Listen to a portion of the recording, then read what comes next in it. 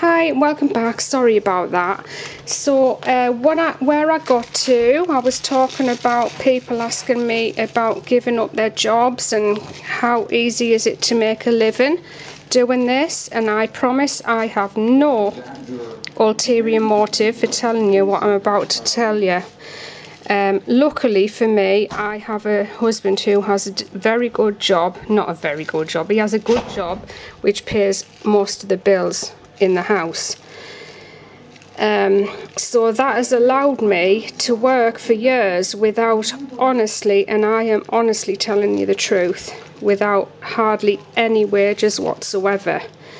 But after 6 long years, that is starting to change, and at the end of the day, all we're doing is selling products that are £4, £5, £6 each, or however many dollars you're making. So my answer is, do not give up your day job no matter what.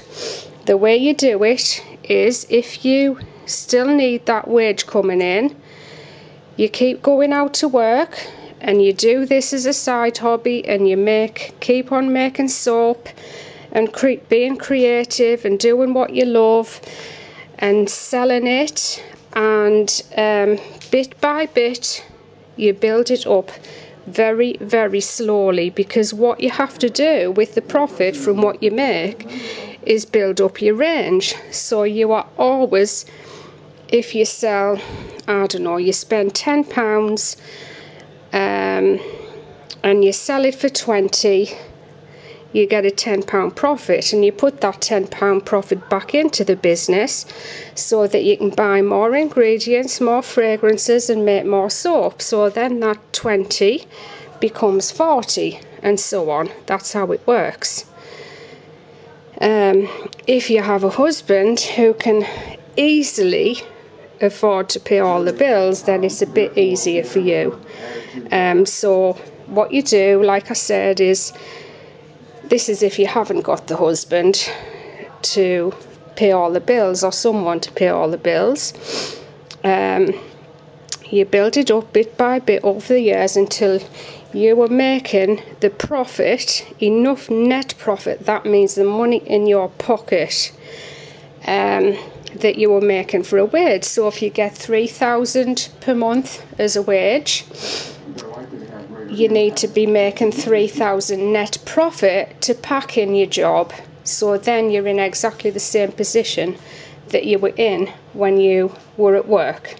And then, and only then, is when you start building up your business and making even more money. But I've been looking for a video that I watched sometime last year, and it was a lady who had a shop, and she made cake soaps as well. There's loads of people doing it, even if you haven't seen them. There's loads doing it. And I remember her saying, it's just really stuck in my mind. I remember her saying, this is soap, we're not going to make a fortune out of soap making.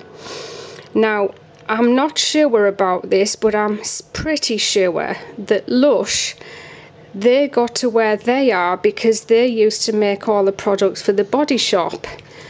And when Anita Roddick and the guy who owns Lush, I can't remember his name, it's on the tip of my tongue, but anyway, he then decided he was going to make his own Body Shop, which was what Lush was. So he had made a fortune off the back of the Body Shop, because no matter what, I don't think there'll ever be a shop that has been as successful as that was in its heyday, because it was the very first natural body shop ever. And when I started, I knew, although I wanted to be Lush, I knew there was no point trying to copy or do what they do, because they're doing it very well and very, very successfully. But I still knew I loved those type of products. So when I set off, I wanted to do that, but do it in a very, very different way. A lot of Lush's products are absolutely beautiful, but they're very simply packaged, and very earthy, and you know their theme is the earth, saving the planet. But I like pretty things, so I did it in my way. So I came up with the pretty soaps, the pretty package, and the butterflies, the hearts, the flowers, the ribbons, all that sort of thing. So like I say, I knew there was no point copying what they'd done, because how am I ever going to be successful, because it's already been done. So that's a little bit more of my story. If anyone's interested in any more of it, just give me a shout. So again, I will see you next time. My battery's going flat, so I'll have to go. Bye for now. Woohoo!